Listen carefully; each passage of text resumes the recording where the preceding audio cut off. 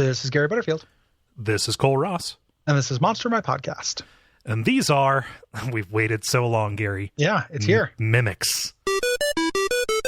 There's a monster in my podcast. We're back, baby. Oh, God. This illustration, everything about this. I love this so goddamn much. It looks like it's going to come out of the sky to offer me Twizzlers. Like it's a real, like, hello, or like this would be voiced by Tim Curry. Oh, yeah. This mimic. Yeah. You know? Yeah, this is a disembodied, I was about to say Terry Pratchett, but that doesn't make any sense. Terry Gilliam mouth. Like, yeah. I mean, it could be Terry Pratchett's mouth as well. No, true. He's not using it. Like, this made a lot of people very sad. Did you know that Mimic were this big? No. When I think of a treasure chest, I'm thinking of like a Foot Locker. And not a kiosk or that has a lady Foot Locker. Yeah, of course. I guess what I'm saying is when I think of mimics, I think of I think of refs uniforms. I think of a treasure chest. Yeah, which is what I think of too. But this is like how does any mimic get work if this is what you look like? So the thing about mimics is they don't really have a natural form. They have a natural texture. It's not just like, hey, I'm born as a as a treasure chest mimic or as a ladder like a mimic. Matryoshka doll. Like you open a treasure chest and there's another one inside it. Right. That's the baby, and then yeah. Like so like it's not determinative. They're intelligent. They can mix and match themselves, but there has to be a conservation of dimensions. Okay. So like, hey, 150 cubic feet, and what they describe here as a 3 foot by 6 foot by 8 foot treasure chest. I'm sorry. That doesn't make a goddamn lick of sense. That doesn't seem like a treasure chest. That's half the size of this room that I'm in. Like an 8 foot wide treasure chest, right? Or 8 foot on any dimension. Like if I come, I'm an adventurer. I get some treasure. Yeah. This treasure chest is far taller than I am. Right. Like I just know it's a mimic, and then like maybe it's a killer mimic, and it's like even bigger than that. Mm-hmm. Like there's no reason to open a treasure chest that big. Yeah. And they can turn it into doors and stuff, which just makes so much more sense. Oh yeah, or just like they can be beams. Like floor beams and stuff like that. They can that's a boring mimic. They can be literally. I mean, no, but just have them like drop down over you. You know? Yeah. Yeah. It's just the why they became a treasure. Why they have this like silly size restriction. I just don't really understand it. Yeah. Like if it was a weight thing, it was like, oh, here's the available biomass. I could totally understand that. Like, oh, this is an absurdly heavy treasure chest. Oh no, I'm stuck to it. Yeah, and then now it's gonna eat me and dissolve me or whatever. Yeah, pour some alcohol on me. Then that would be fine. Yeah, it just doesn't seem like this shows the dimension to seem very prescriptive. Yeah. In a way that I'm not super comfortable with. I mean, in a way that a good DM would ignore. Yeah, totally. Yeah. And if you were like that restriction on a mimic, it's meant to be a weakness, right? Because otherwise, just like oops, all mimics. Like you never touch anything. And a lot of early monsters manuals there's those things that are gold coins that poison you and kill you if you touch them. So there's lots of that's the idea, is that like you're supposed to, like a smart adventurer can spot this. I think there would have been better ways to do this. Yeah. And I mean, like obviously just because we're us and because but like Dark Souls does it great. Like they breathe. That's such a cool, creepy detail. Yeah. Just I go open the treasure chest. Perception check. Oh shit! Nope, it's too late now. Perception test. Perception chest. Yeah. Perception test. Yeah. Perception check. You make it great. You notice like right before you touch it that it's slowly breathing. Mm-hmm. Like it's you feel a little bit of hot breath on your hand as you reach for the lock. Yeah. Like that's a super creepy like detail. Yep. That would be great.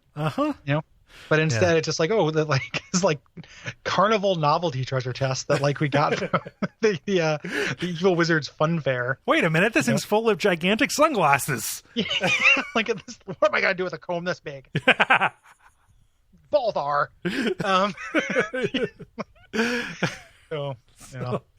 But there's so many other great details. Like it doesn't really matter that there are two different kinds of them. One that's bigger and more violent but less intelligent. One that's smaller but more intelligent and can talk. Like that doesn't matter too much to me. I like that they can be intelligent. That is cool. Yeah, that they can talk. Yep. Like that's a trip. Yep. Like just like like you go to open up I'm imagining like a situation like Link to the Past where you go into the treasure house and you have like 16 treasures to choose from and one of them has the heart container and you go to open one of them and then another treasure chest goes, it's not that one. Just like, oh shit. Uh-oh. Try me for size. I've got a heart. Some cultures consider it delicacy. Yeah. Also, the fact that they're full of turtle treasure. Yeah. They have organs. They have organs inside their chitinous shells. Yeah. And they're very good. Yeah, yeah. They're covered in glue. They can stick you to them. They attack with a pseudopod. So just a big undifferentiated fleshy mash. Like boom, out, gotcha. Yeah. Shouldn't have tried to open that treasure chest. Wizards have to feed them like boa constrictors. Yeah.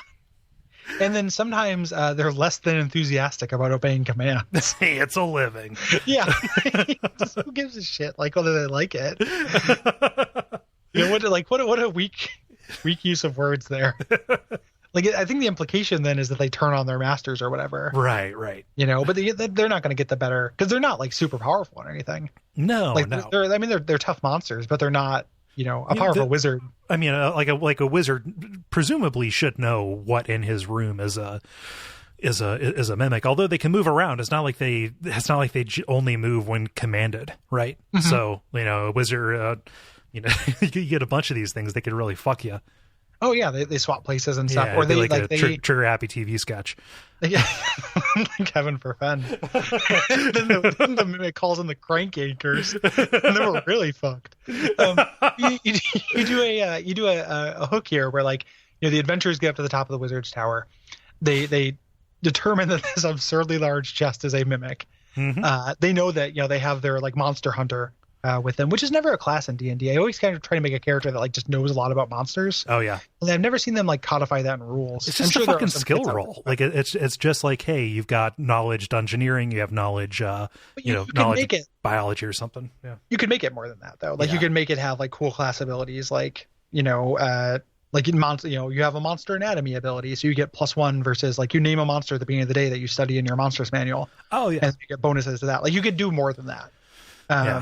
But so like you have your monster expert in the party, and he talks to the mimic, and he's like, okay, like listen, we need to get the scoop on this wizard, and they're like, okay, we can do that, but I need you to get me another copy of the statue he has, so I can swap with that statue, or give me a chest that looks just like me, so then I can swap with that statue, so next time he touches it, I can get him. Like this, you can deal with this like. Well, you're setting up a Dishonored execution at that point. Yeah. And then the wizard like becomes a slave in his own mimic minds, and then the mimic joins the party and just like slurps behind you. Yep, just moving around in a pseudopod. And when you decide, hey, we need more mimics, guess what? They crank one out and they reproduce by fission, so they just split apart. Again, like a Russian nesting doll. Yeah, like open me up for pregnancy. Okay, bud, come on, full party member.